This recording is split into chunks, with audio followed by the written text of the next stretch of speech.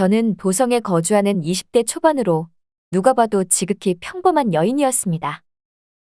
제 신분은 중인으로 저는 초가집에서 아버지와 어머니를 모시고 살았습니다.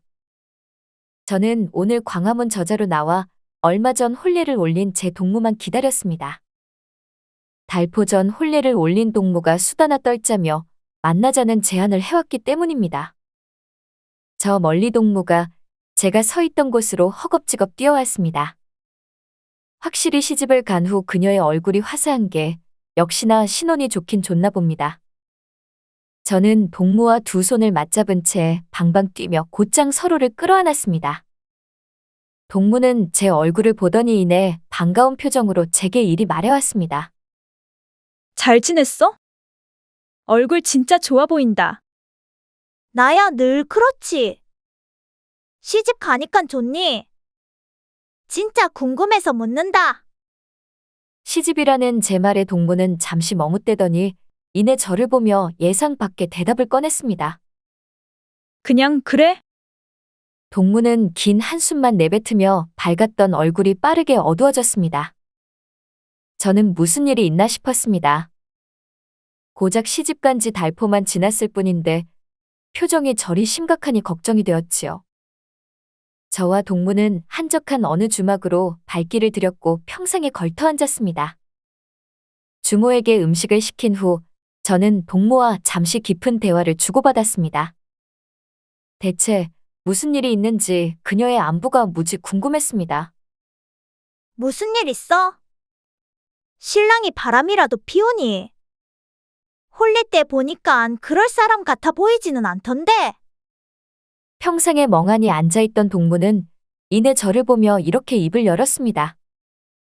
당사자가 아니었음에도 보는 제가 다 긴장이 되었습니다. 시어머니 때문에 미치겠어. 왜? 신랑과의 잠자리부터 밥상에 올라오는 밑반찬까지 간섭도 이런 간섭이 없다. 아무리 남아선호 사상인 시대라지만 이건 처사가 지나쳐도 너무 지나친다. 그 정도야? 빨리 손주 봐야 한다고 잠자리는 걸으면 안 된다고 못을 박지 않나? 심지어는 서방님 그림자도 밟으면 안 된다고 하더라. 내가 사내와 혼례를 올린 건지 왕세자와 혼례를 올린 건지 모를 지경이다. 동무는 긴 한숨만 내뱉었습니다. 그런 동무를 바라보니 가뜩이나 시집을 가고 싶지 않았는데 더욱 가기 싫더군요. 내 말을 들으니까 나라도 시집 가지 않고 혼자 살아야겠다. 듣기만 해도 소름이 끼치네. 동무는 제발 그러라면서 시집을 가지 않겠다는 제 의사를 적극 지지해 주었습니다. 때마침 주모가 조촐한 술상을 가지고 저와 동무가 앉아있던 평상에 내려놓았습니다. 저는 동무에게 술 한 잔 대접하며 그녀의 고민이라도 가볍게 만들어주고 싶었습니다. 고민은 나누면 가벼워지고 즐거움은 나누면 곱절이 된다고 하지 않습니까? 동무와의 만남을 뒤로한 채 저는 다시금 집으로 돌아왔습니다. 동무와 더 있고 싶었으나 집을 오래 비우면 시어머니가 난리친다며 허겁지겁 뛰어가더군요. 그런 동무의 뒷모습을 저는 애처롭게 바라보았습니다. 사실 저는 홍기가 꽉 찼기에 올해나 내년쯤에는 혼례를 올려야만 하는 처지였습니다. 홍기가 가득 찼음에도 지금껏 혼례를 올리지 않았던 것은 부모님 때문이었습니다. 저는 외동딸이었는데 아버지와 어머니에게는 저라도 있어야만 했습니다. 물론 이건 어디까지나 제 생각입니다. 저녁 식사 시간이었습니다. 옹기종기 모여 앉아 저녁을 먹는데 아버지께서 저를 흘려보시더니 이리 말씀하시더군요. 너도 이제 혼례를 올려야 하지 않겠느냐? 다 큰 여자가 언제까지 우리 같은 늙은이들과 함께 살 수는 없지 않겠어? 이곳 마을에 시집을 가지 않은 가구는 우리뿐이구나. 저는 부모님이 늙었다고 생각하지 않았습니다. 다만 아버지가 자신을 늙은이로 표현한 이유는 어디까지나 저를 시집 보내기 위함이었지요. 다 큰 처녀가 이러고 있으니 부모된 도리로서 미안하기도 하면서 답답했었나 봅니다.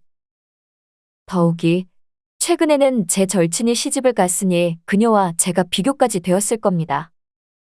저는 아버지와 어머니를 모시고 평생 죽을 때까지 살렵니다. 그러니 시집가라는 잔소리는 하지 않으셨으면 좋겠어요. 제 말을 듣던 아버지께서는 크게 역정을 내시며 제게 이리 말씀해 오더군요. 이렇게 크게 목청껏 외치던 아버지의 모습은 태어나 처음이라 무지 낯설었습니다. 농담이라도 그런 소리는 말거라. 말이씨가 될까봐 두렵구나. 이 같은 모습을 지켜보고 있던 어머니가 저와 아버지의 대화에 껴들었습니다. 역시나 때를 놓치지 않고 잔소리를 하지 않으면 그건 우리 어머니가 아니었죠. 보니 입이 꽤 근질거렸었나 봅니다. 그건 내 아버지 말이 100번이고 옳다. 여자로 태어났으면 시집가서 애를 낳고 지아비 모시면서 사는 게 최고란다. 여자에게 그런 호사는 없을 거다. 저는 진지한 얼굴로 어머니를 바라보며 이리 물었습니다. 그래서 어머니는 행복해요? 궁금해서 묻는 거예요. 사실 저는 잘 모르겠거든요. 혼례가 진짜 여인에게 도움이 되는 제도인지 말이에요. 나는 내 아버지를 만난 것에 후회는 없다. 그러니 이 어미 소원은 내가 좋은 사내를 만나 시집가는 것이란다. 어머니는 이리 말씀하셨으나 아버지를 사랑스럽게 바라보고 얘기하지는 않으셨습니다. 두 분은 하루에 한 번은 싸우시는 분이셨거든요. 물론 부부 싸움은 칼로 물베기란 말처럼 다시금 다정하게 붙으셨죠. 저는 궁금했습니다. 그래서 저도 모르게 이리 중얼거렸지요. 좋은 사내. 그래, 좋은 사내 말이다. 저는 어머니 얼굴을 보며 이리 물었습니다. 좋은 사내란 게 어떤 건데요? 너 하나만 바라봐주고 사랑해주는 사내가 좋은 사내겠지. 어머니는 저를 어떻게든 시집 보내기 위해 안달인 모습이셨습니다. 그러함에도 고집센 저를 집요하게 설득하지는 못했습니다. 에이! 세상에 그런 사내가 어딨어요? 저는 말이 안 된다는 얼굴로 이를 무시해버렸지요. 어머니가 답답하다는 표정으로 제 아버지를 가리키며 이리 말씀하시더군요. 여기 있지 않니? 내 아버지 말이다. 제게 보여주기 위해 마지못해 행동하는 연기 같았습니다. 하긴 제 아버지라서 그러는 게 아니라 아버지는 진짜 어머니밖에 몰랐습니다. 물론 무뚝뚝하다는 치명적인 단점이 존재했지만요. 그날 밤이었습니다. 저는 밤하늘을 올려다본 채로 곰곰이 생각했습니다. 정말로 시집을 가야 할지 말아야 할지 말입니다. 이런 걸로 잠을 자야만 하는 시간에 이따위 고민을 하니 심란했습니다. 저는 부모님 모르게 따로 만나고 있던 사내는 없었으나 친구처럼 지내는 이는 있었습니다. 그 사내가 얼마 전에 제게 혼례를 올리자며 귀찮게 졸라댔는데 제가 싫다고 했지요. 아무리 사내라고 해도 좋아하는 감정이 없는데 어떻게 그 녀석과 혼례를 올리겠습니까? 그런데 지금은 그 녀석과 혼례라도 올려야 하나 싶었습니다. 사흘이 지났습니다. 저는 친구처럼 지내고 있다는 그 사내와 산 중턱에서 만났습니다. 하도 만나자며 귀찮게 굴고 연통까지 자주 넣으니 한 번은 봐야만 했습니다. 해당 사내는 옆 마을에 사는 이로 저와는 동갑이었습니다. 저와 해당 사내는 마을이 한눈에 내려다 보이는 들판에 쪼그리고 앉아 대화를 나누었지요. 어제 저녁을 먹는데 부모님께서 그러더라. 여인은 좋은 사내를 만나 시집가서 지아비에게 사랑받으며 살아야 한다고. 제 옆에 쪼그리고 앉아있던 사내가 휘둥그레진 눈으로 저를 보았습니다. 마치 지금이 절호의 기회라는 그런 표정이었습니다. 그러니 나에게 시집을 오면 되겠다. 다른 놈에게 시집 가서 고생하지 말고 나에게 오라니까. 내가 저번에도 말했지만 우린 동무야. 나는 너를 사내로 생각해 본 적이 없다. 너는 드세기만 하고 선머슴 같은 내 모습 어디가 좋아서 혼례를 올리자 졸라대니. 그냥 포기하고 다른 여인 알아보라니까. 내 눈에 너는 진짜 예쁜 여인이다. 어디가 선머슴이란 거야. 그리고 나는 내가 아니면 다른 여인에게 장가 갈 생각이 없다. 이 녀석은 저를 보는 눈빛이 촉촉할 지경이었습니다. 제가 그렇게 좋나 봅니다. 저는 잠시 이러한 생각에 휩싸였습니다. 정말 이 녀석과 혼례를 올려야 하는지 말입니다. 하긴 등잔 밑이 어둡다는 말도 있는데 굳이 멀리서 찾을 필요가 없겠지요. 또한 제가 이렇게 좋다는데 그만 고집 피우고 이 녀석과 가볼까요? 그러함에도 저는 이 사내에게 한 가지 확인하고 싶은 게 있었습니다. 저에게는 매우 중요한 문제라 꼭 짚고서 넘어가고 싶었습니다. 어머니는 어떤 분이셔? 저에게는 이게 매우 중요한 문제였습니다. 시어머니 때문에 고생하는 제 동무처럼 저도 그런 고난을 겪고 싶지 않았습니다.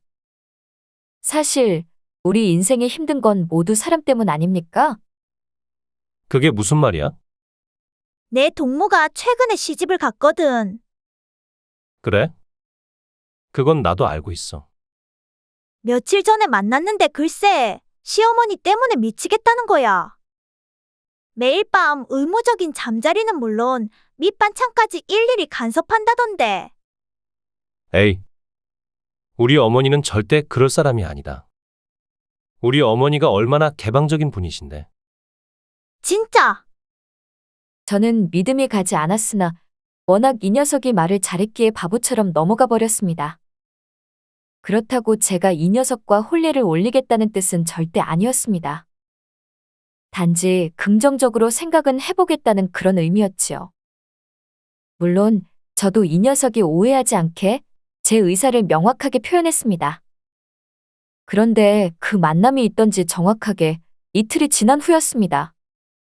저와 돈독하다는 그 사내 녀석의 어머니께서 제 집을 직접 찾아오신 겁니다. 저도 처음에는 마당으로 들어서는 아주머니가 누군지 몰라 저분께 이리 물었습니다. 니십니까? 여기가 바깥 행선양의 댁입니까?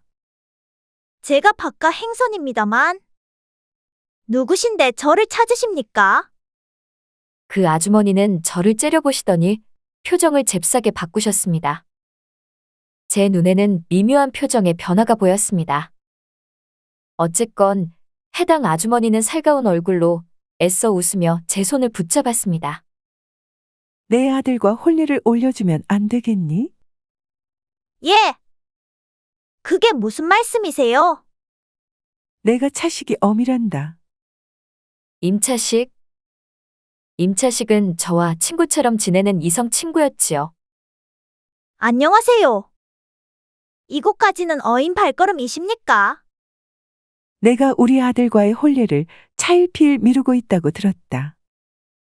내가 무례란 걸 아나 그 이유를 물어봐도 되겠느냐? 해당 아주머니는 양반도 아니면서 말투는 사대부 못지않은 상류층 행세를 취했습니다. 눈매는 날카롭고 말투는 어찌나 차갑던지 진짜 겪지 않아도 어떤 사람일지 알겠더군요. 그러니 소름이 끼쳤습니다. 어떠한 이유는 없습니다. 그냥 시집을 가고 싶지 않습니다.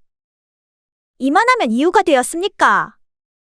저는 일부러 말을 차갑게 내뱉었습니다.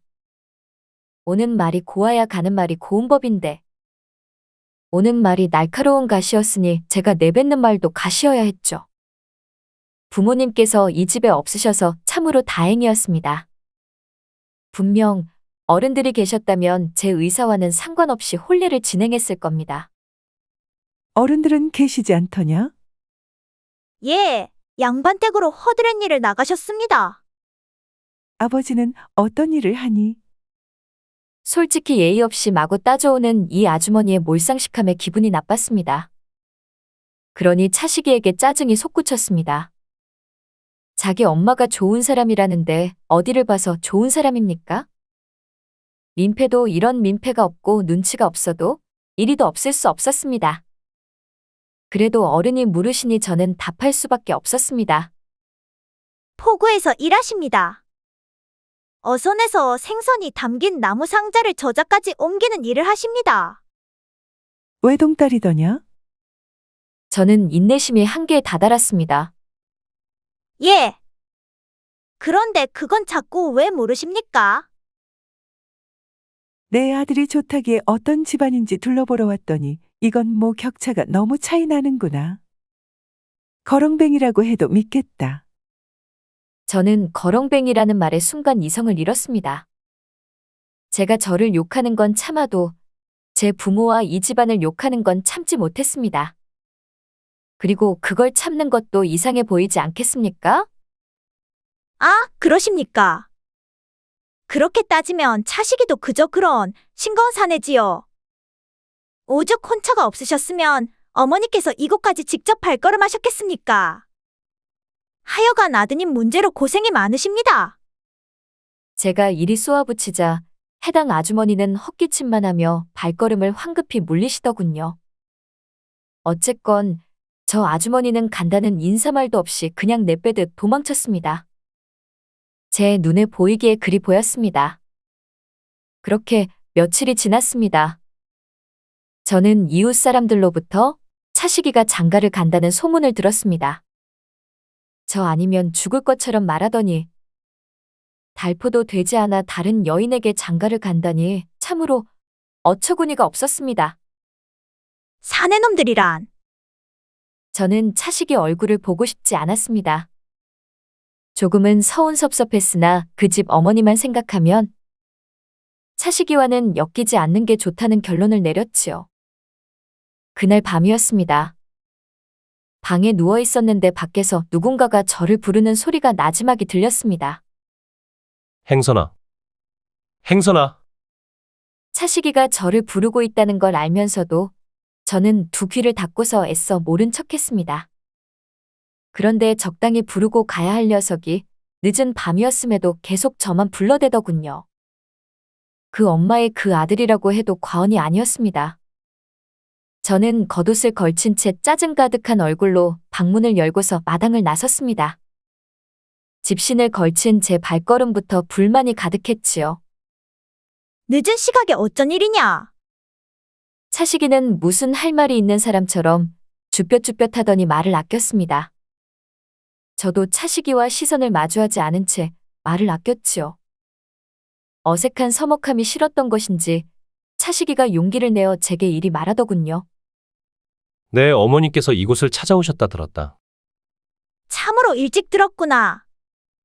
그러면 내 엄마가 나에게 어떤 짓을 했는지도 들었겠네. 어머니 일은 내가 대신 사과하마.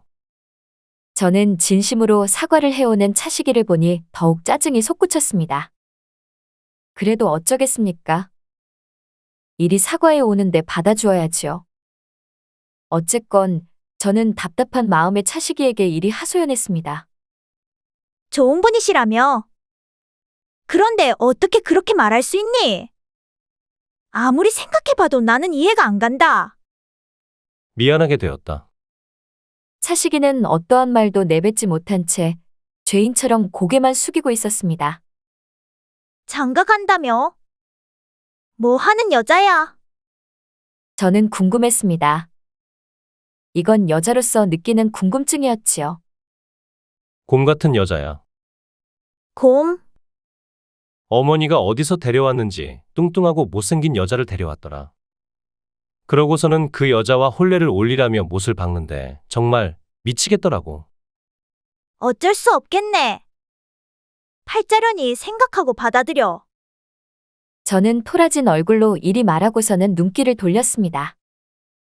그런데 차시기 놈이 제 앞에서 무릎을 꿇은 채 이리 말하는 겁니다. 나랑 혼례를 올려주라. 나는 내가 아니면 그 누구라도 싫단 말이다. 지금 내 심정이 어떤지 알아. 도살장에 끌려가는 소의 기분이다. 나와는 상관없는 일이다. 그러니 마음 약해지게 이러지 마. 우리 어머니 때문이지. 아니라고는 말 못하지. 솔직히 나도 너한테 가볼까 생각했었는데 내 어머니 때문에 포기했어. 내가 어떻게 하면 될까? 내 앞에서 싹싹 빌게 하면 모를까. 그게 아니라면 내가 너와 혼례를 올리는 일은 절대 없을 거다. 정말 그거면 내게 시집 오는 것이냐? 저는 고개를 끄덕였습니다. 왜냐고요? 설마 차시기가 어머니를 제 앞에 무릎 꿇리게 하겠습니까? 그런 일은 절대 일어나지 않을 것이라 장담했습니다. 그런데 곧장 다음날 저녁이었습니다. 미친 차식이 녀석이 제 집 앞으로 자기 어머니를 데려온 겁니다. 다짜고짜 어머니를 데려온 차식이는 자기 엄마에게 이리 말하더군요. 행선이에게 장가 가고 싶습니다. 그러니까 엄마가 행선이에게 사과해요. 차식이 어머니께서는 황당한 표정만 지었습니다.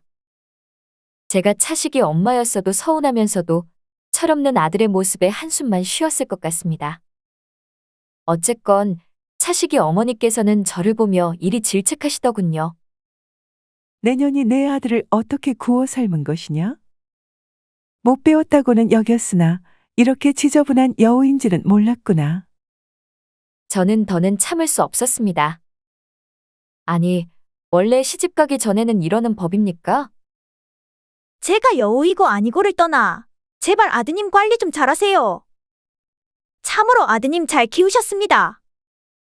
얼마나 제가 좋으면 몇십 년을 키운 아들이 고작 몇 년 만난 여자 편에 듭니까? 저는 저 모자와 더는 나눌 이야기가 없어 발걸음을 돌렸습니다. 그러자 차식이가 가지 말라며 제 팔목을 덥석 붙잡는 겁니다. 저는 숱한 짜증이 차오르며 이성을 잃고서 차식이의 손만 다짜고짜 뿌리쳤습니다. 그리고서 버럭 화를 내며 이리 경고했지요. 한 번만 귀찮게 하면 관아에 고발할 거야. 그리고 너, 차식이 너. 내가 하는 말 똑바로 들어. 그래도 너를 낳아주신 분이야. 아무리 여자의 눈이 멀어도 내 어머니한테 이러는 거 아니야. 차식이는 놀란 표정을 지은 채 대답이 없었으나 고개를 천천히 위아래로 끄덕였습니다. 후로 그 모자가 어떻게 살고 있는지 어떠한 소식도 듣지 못했습니다. 하지만 한 번씩 모퉁이에 몸을 숨긴 채 저를 훔쳐보는 차식이와 눈이 마주치곤 합니다. 시집을 가는 것도 좋지요. 그런데 더욱 중요한 것은 연애는 개인 대 개인의 만남이라면 혼사는 집안 대 집안이니 더욱 신중하게 결정해야만 할 것 같습니다.